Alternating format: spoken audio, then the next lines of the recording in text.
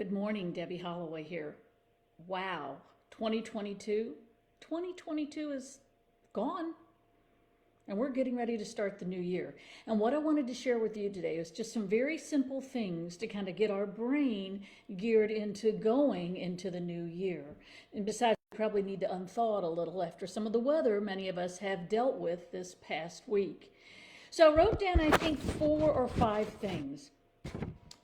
Here's my suggestion. Try to take 15 minutes a day if you can this week. Now, I know Christmas to New Year's is a very, very busy time. It was a very busy time for me when I was selling real estate.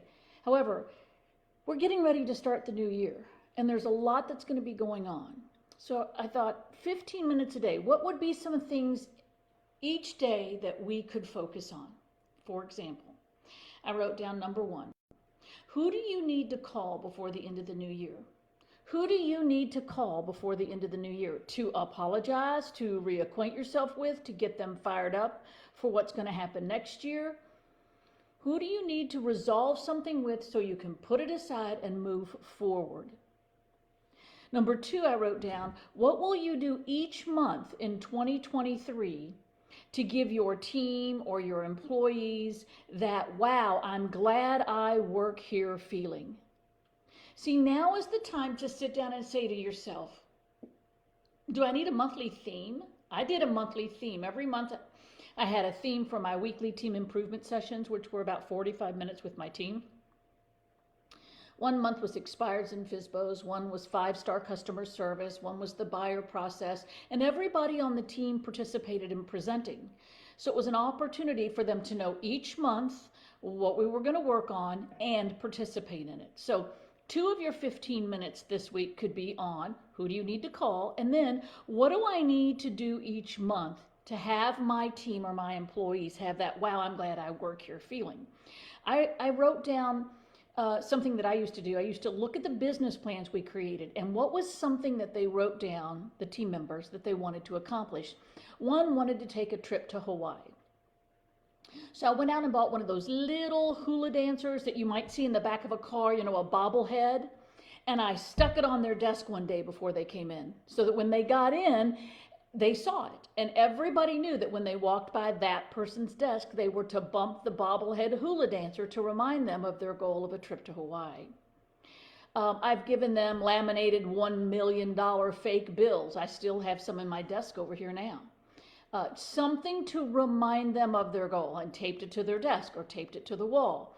Again, something to remind them of their goal, that I hear what it is they want to accomplish and I'm here to support them in their goals. Number 3, what about your personal goals? Did you make room in your business plan for your personal goals next year? You should jot those down. Even if you say, well, I just want to have a little more time off, then plan a 4-day weekend every quarter. Plan it now. Take care of that now. So when you hit next week, you're running and you're working and you're doing your job because you've got it all planned. And then I wrote down, create your January schedule. Remember the book, The 12-Week Year, that I've talked about? Think about that. What is your January schedule? Make sure you've got it down and you are willing to step into that plan. Then I wrote down, have you reviewed your business goals? I know for me, my business goal for this year is to have a speaking engagement every month. And just for those of you that might live in these areas, I'm going to be in Columbus, Georgia, speaking to the Georgia Association of Realtors on January 12th. We're going to talk about sales dialogues, your brand, leadership.